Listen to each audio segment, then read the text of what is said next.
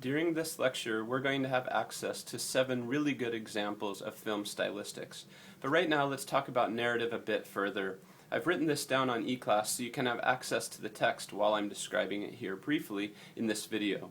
Narrative we can define as a chain of events in a cause-effect relationship occurring in time and space.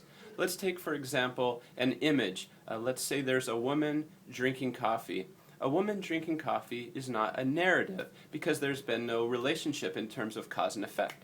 So let's add something to this image. Let's say a dog comes along, bumps the woman, the coffee spills, and the woman chases after the dog.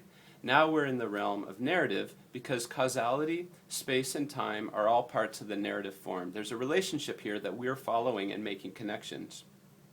That we make connections to.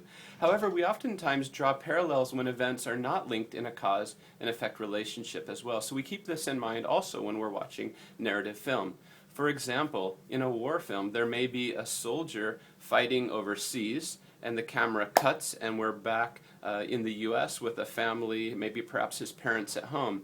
So while the images aren't necessarily linked, we do make connections between them, and this is also part of the narrative form.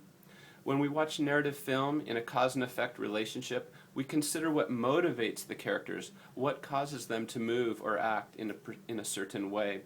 Oftentimes in narrative films, especially Hollywood films, closure is an aspect of the narrative form. Usually classical narrative films leave few loose ends unresolved at a film's conclusion, and we've come as an audience to expect this type of closure when we watch the narrative form. There are 2 types of narrative and types of narration, I should say, and these include unrestricted narration, which is the omniscient point of view, or restricted narration, in which we have a restricted point of view, oftentimes the first-person perspective of a particular character in a film.